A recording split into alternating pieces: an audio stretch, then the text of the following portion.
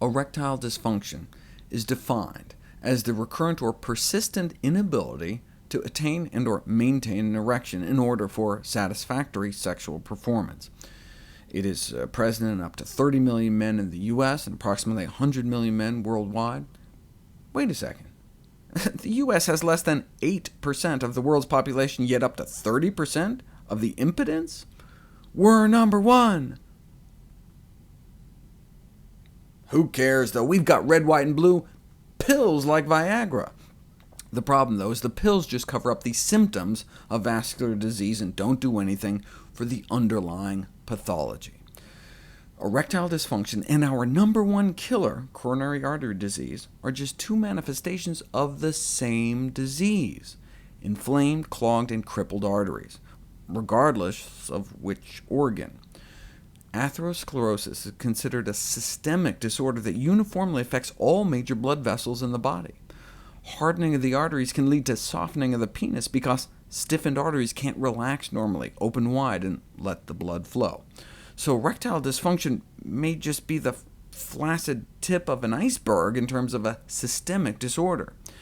In 2/3 of men showing up to emergency rooms for the first time with crushing chest pain, their penis had been trying to warn them for years that something was wrong with their circulation. Why does it tend to hit the penis first? Because the penile arteries in the penis are half the size of the coronary arteries in our heart. That particular artery is the so-called widowmaker. So the same amount of plaque in the heart that you wouldn't even feel could half clog the penile artery, causing a symptomatic restriction in blood flow. You may not feel chest pain until about here. That's why erectile dysfunction has been called penile angina.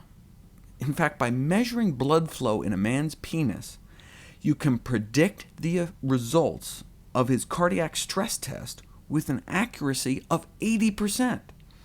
Male sexual function is like a penile stress test, a window to the hearts of man. 40% of men over 40 have erectile dysfunction, 40 over 40. Men getting erection difficulties in their 40s have a 50-fold increased risk of having a cardiac event, like sudden death. You've heard me say various things, increase heart disease risk 20%, 30%.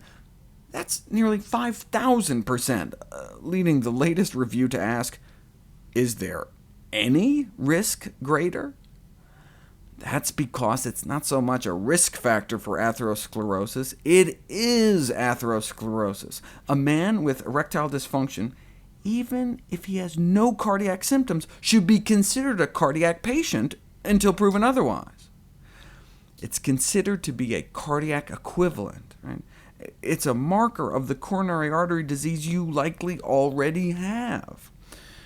There's therefore more to treating erectile dysfunction than just establishing an erect penis. It offers an opportunity for reducing cardiovascular risk. The reason that even young men should care about their cholesterol is because it predicts erectile dysfunction later in life, and that predicts heart attacks, strokes, and a shortened lifespan. Just gonna keep eating crap because you can pop some pills? All the Viagra in the world may not help your sex life after a stroke.